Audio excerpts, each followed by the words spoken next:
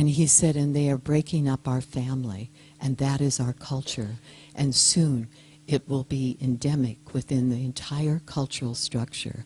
And as he was speaking, the Azerbaijan man, and they wouldn't talk to each other the night before. They wouldn't talk, they wouldn't drink together, they wouldn't eat together. And so the Azerbaijan leader started crying as this man was crying. And he got up on the table, and he put his knee on this wide conference table, and he reached out his hand, as my husband describes it, like the finger of God touching the finger of Adam.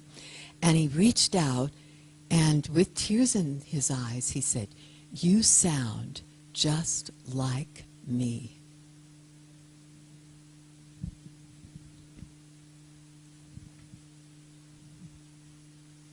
And they rushed around the table, they embraced, and they cried together. That night, they all got drunk together. And I knew we had it. And the next day, they were working on joint projects between their countries and what they could do to stop the violence, to quell the violence. You sound just like me. I once hiked up into the Himalayas and went up to the great cave of Vashishta, where the king cobra was said to lay and rest on this great ledge in the cave. And we went in, and we were chanting, and there was a great rishi and a great yogi that I was to meet. And I came after this huge pilgrimage to the feet of this man and said, "What is the secret of life?" And he said, two things. Meet everyone as if they have a broken heart, because they do. And he said, and remember, love is the most powerful force in the universe. And you don't have to try to love. Just remove the impediments that keep that love, which is the natural inherent state of being. Remove the restrictions, the blocks, the past hurts, the past angers that keep that love from shining through. And he said, when you do, and you lift your heart becomes lighter. And he said, you will have eternal youth. He meant feeling eternally youthful.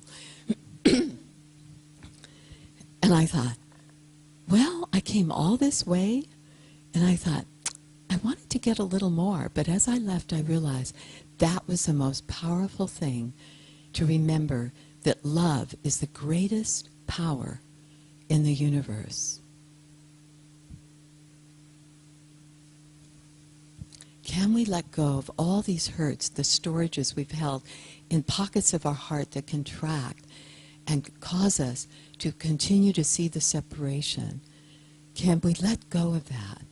And I was telling Diana, we were talking on the phone the other day, I had a second near-death experience after being in Afghanistan and Kosovo and Chernobyl, where we had an office.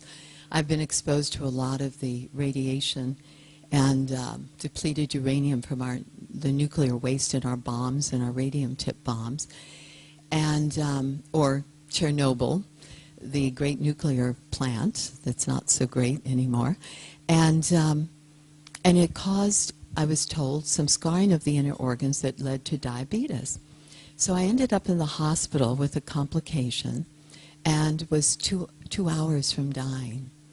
And I remembered, if any of you have taken these workshops where they say, what would you do for 1 year if you found out that you have 1 year to live?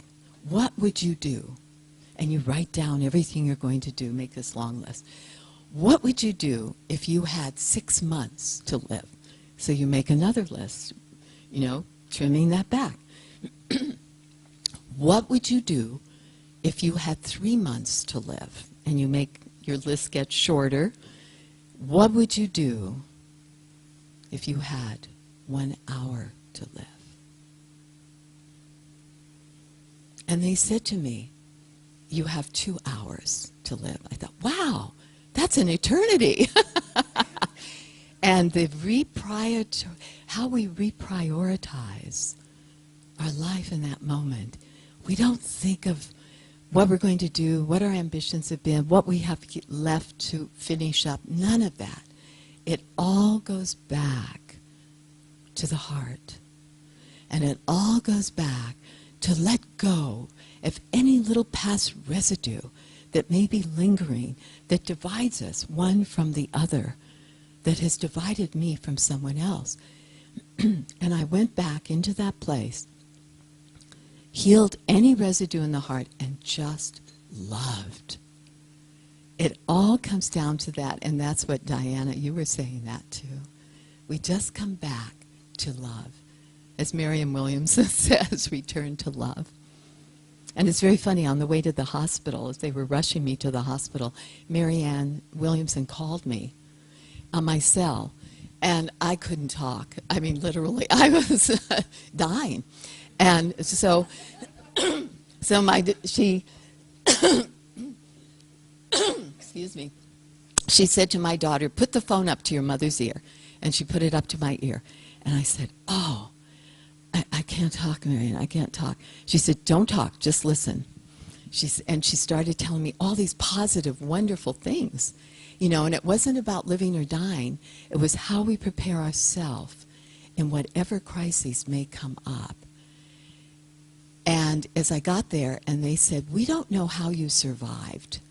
People who've been much better shape than you have not survived this. It's a miracle. What do you think the key is? I said, love. And I'm lying in the intensive care, and they said, oh, what do you do? And I said, I teach yoga. And they said, oh, where do you teach? I said, I was supposed to start teaching a 5-day yoga therapy class today. I'm lying in the hospital. And they thought this was very funny, you know. And there's even humor in those moments at the end of our life. And I feel we want to finish out the residue and get rid of everything. So I've thought a lot about this with the separative consciousness that creates the enemies. We don't have any enemies out there. Everywhere I've traveled, whether I met with Hamas, I've met with Hezbollah, I've met with so many other people, I can't find the enemy. Because these are people struggling for their own identity, struggling for the freedom, as we're witnessing today from Egypt. And I remember the time I was with the Dalai Lama for a morning meditation on the 4 corners of the Middle East, looking out over the 4 countries where they joined to Israel. And we were at this environmental conference in Egypt. And every night I'd walk across the border. I'd stay in a hotel in Egypt on the other side of the border and walk over the Israeli border for the conference in Israel. And when the Dalai Lama looked out and he said, I don't see any borders here. I don't see anything that shows there's nature's natural boundaries here. He said, which makes me think, and he sort of giggled like he does, that the only borders are created in the human mind. So that night, as I walked across the border into Egypt, it was one of those beautiful, magical nights in the Middle East, and the sky looked like a beautiful flower, like the blue lotus, and other parts looked like deep purple velvet. And I decided to stand with one foot on one side of the no man's land and the other foot in the other side, and then just imagine these borders dissolving. And looking up at the 2 flags, and the wind was blowing through my hair, it was just that perfect moment, you know, where no other thought enters into the mind, but totally in that moment. And I heard the Israeli guard shouted to his Egyptian counterpart, and he said, "Salam, brother."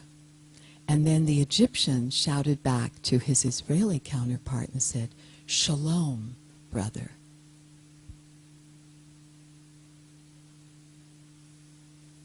And I thought of the Dalai Lama's words. There are no borders.